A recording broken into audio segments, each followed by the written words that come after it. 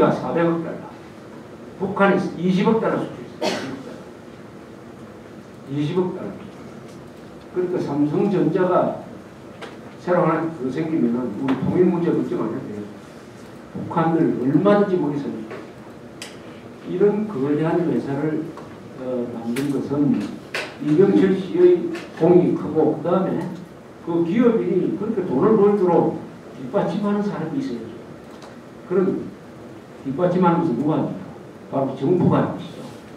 정부가, 정치인이, 공무원들이 그 기업인이 마음대로 할 수 있도록 뒤에서 뒷받침을 해줘야 되는데, 이런 뒷받침이 안 되면 아무리 기업이 돈을 벌어도 다 빼앗아 가버리고, 그러면 기업이 기업할 마음이 없고 해서 회사를 만들지 않는 거예요. 바로 박정희라는 사람이 그 기업인들을 그렇게 뒷받침한, 마음대로 돈을 벌도록 뒷받침해 버린 것입니다. 그래서 박정희와 이병철 씨가 만났다는 게, 두 분이 만나서 의기투합을 한 것이 우리 역사를 바꾼 거예요. 박 대통령은 비록 군인 출신이지만은 기업을 내세워서 경제개발을 해야 되겠다. 군인들은 그 기업인을 뒷받침하면 된다. 이렇게 해서 기업인을 내세워가지고 경제개발에 성공하도록 만든 것이 60년대, 70년대 이야기였습니다. 그래서 우리 역사가 건국하고 보국하고 산업화 시기로 들어가죠. 그러다가 60년대부터 우리나라에서 민주화 운동이 일어나기 시작했습니다. 빵만으로 살 수는 없다. 인간은 자유를 가져야 된다. 인권이 중요하다. 인도주의 중요하다. 언론 자유, 선거의 자유, 기본권, 행복 추구권, 그리고 나가서 환경권, 이거 다 소중한 것이다. 이것도 같이 우리가 가져가야 된다. 인간의 존엄성, 이런 것을 주장하는 민주화 운동이 60년대부터 일어나기 시작을 했어요. 그래서 민주화 세력과 산업화 세력이 때로는 결투도 하고, 때로는 손을 잡고 경쟁도 하고 견제도 하면서 두 바퀴처럼 같이 지금까지 발전해오고 있습니다. 그래서 우리는 지난 62년 동안에 건국하고 보국, 나라를 지켜내고, 그 다음에 산업화를 하고 민주화를 했습니다. 4단계를 62년 만에 해치웠습니다. 아주 성공적으로 했습니다. 성공적으로 했죠. 내가 성공적이라고 한다는 것은 뭐냐? 평화적으로 했다. 순조롭게 했다는 것이 아닙니다. 이 역사라는 것은 그렇게 평화적으로 진행되는 게 역사가 아니에요. 역사는 항상 뒤죽박죽 상태에서 진행됩니다. 그러나 길게 보면 우리는 일직선으로 발전해왔다라고 볼 수가 있는 것입니다. 일직선으로.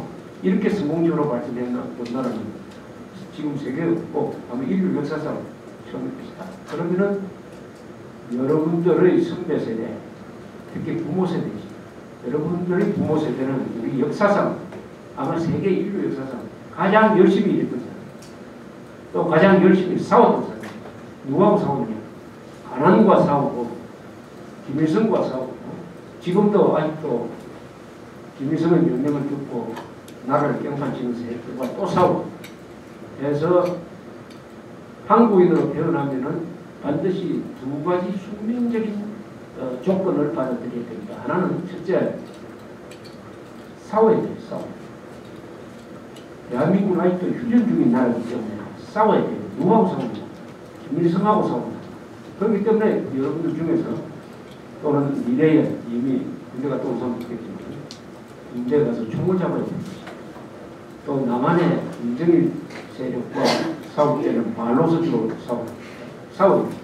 동시에 열심히 일해야 됩니다. 경쟁해야 돼요. 먹고 살기 위해서. 즉 자본주의 체계에서 살기 위해서는 경쟁해야 되고, 남북 분단 상태에서 한국인으로서 살기 위해서는 싸워야 됩니다. 그것을 우리 세대는 어떻게 표현을 하느냐. 한 손에 망치 들고 다른 손에 총을 들고 싸우면서 일하고 일하면서 싸운다. 싸우면서 일하고 일하면서 싸운다. 이것은 앞으로도 한국인이 계속 가져가야 될 우리의 실용적인 삶의 조건인 것입니다. 자, 4단계를 성공적으로 했으니까 앞으로 우리의 과제는 2단계가 남았습니다. 앞으로 우리 민족이 반드시 이루어가지 않으면 안 되는 2단계가 뭐죠? 통일, 그 다음 인류국가 문제입니다. 통일, 인류국가. 그 통일은 어떤 통일이냐? 어떤 통일입니까? 평화통일. 평화통일. 그럼 평화통일이라는 말은 전쟁 안 하고 통일한다는 말인데, 그럼 전쟁 안 하고 적화통일 때도 그게 평화통일입니까? 그럼 자유통일이라고 하는 거예요. 이 명칭을 정확하게 써야 돼요. 명사는, 개념어는 정확하게 써야 됩니다. 자유통일이라고 해야 돼요. 자유통일. 자유통일이라고 부르는 게 정확해요. 북한도 평화통일, 우리도 평화통일이라고 이야기하는데 내용이 다 달라.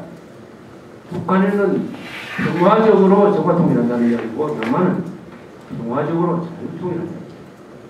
우리는 자유통일을 해야 된다. 즉 자유통일의 의미는 뭐냐?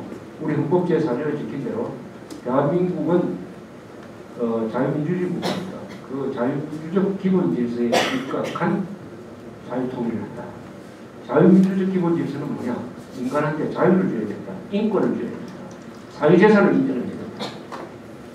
이런 체제가 보장되는 통일을 해야 된다. 즉 북한 2,300만 주민들을 우리가 해방시켜서 그 사람들한테도 말을 마음대로 할 수 있는 자유, 언론의 자유를 주고, 선거를 마음대로 할 수 있는 선거의 자유, 정치의 자유를 주고, 사유재산권도 인정하고 인권도 인정하는 방향의 통일을 해야 된다는 것이 자유통일의 의미고, 적화통일은 뭐냐?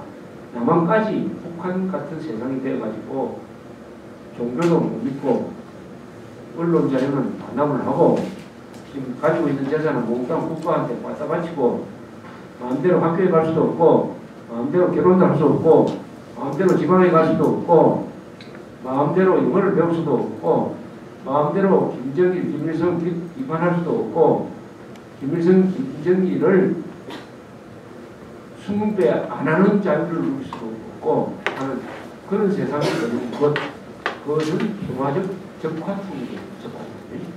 그래서 우리가 통일이라고 하지 말고 반드시 자유통일해야 된다. 명칭을 그렇게 정확하게 써야 됩니다. 그래서 자유통일을 하면은 인류국가 건설은 필요 없습니다. 우리가 통일되면 인구가 얼마가 되죠? 7,300만 현재. 벌써 우리 남한이 5천만을 넘었대요. 북한이 2,300만 더하면 7,300만. 유럽에서 통일된 한반도보다 인구가 더 많은데 어디? 유럽에서. 프랑스는 6천만. 어디?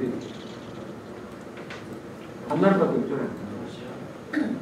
러시아는 막 유럽 국가로 넣어주면 그렇지. 그러면 러시아 인력 한 4천만 되겠죠. 독일밖에 없죠. 독일 8천만. 독일 8천만. 그러니까 한국과 통일된 한반도는 강대국입니다. 강대국. 국토는 좀 작지만 22만 9만 킬로미터밖에 안 되고 인구가 7,300만이면은 강대국이라고. 독일과 맞먹는 나라를 될 수 있으니까 우리의 목표는 강소국이 아니고 강대국이 목표입니다. 강대국. 적어도 영국, 이탈리아, 프랑스, 독일과 어깨를 나란히 할 수 있는 나라를 만든다. 그럼 등치가 크면 좋으냐? 안에 뭐가 있어요? 인류국가 되려면 내부적으로 뭐가 있어요? 첫째, 경제발전이 있어야죠. 경제가 있어야 있어요. 두 번째, 민주주의를 하고 있어야죠. 독재국가면 안 되지. 민주주의를 하고 있어야죠. 그 다음에 강한 나라라야 되는 거 아니에요? 강한 나라라야지. 아무리 부자라도 맨날 뜯어먹히면 그건 옛날에 중국 송나라처럼 맨날 뜯어먹히면 되겠어요. 강한 나라. 그 다음에 통일된 나라. 그 다음에 법이 지켜지는 나라. 법 질서가 유지되는 나라. 나쁜 짓을 하면은 응징을 받고 도둑질 하면 감옥에 가고 부패한 공무원은 쫓겨나고 이런 도덕이 살아있는 법이 지켜지는 이런 나라를 만드는 것이 우리 민족사의 목표인 것입니다. 그걸 쉬운 말로 하면은 이렇게 되죠. 우리가 지향하려고 하는 한반도는 어떤 모습이냐? 첫째, 자유로운 그리고 평화로운 번영한 강력한 그리고 통일되고 번영하고 강력하고 자유로운 한반도를 만들겠다는 것이 우리 대한민국의 국가 진로의 이 목표인 것입니다. 목표.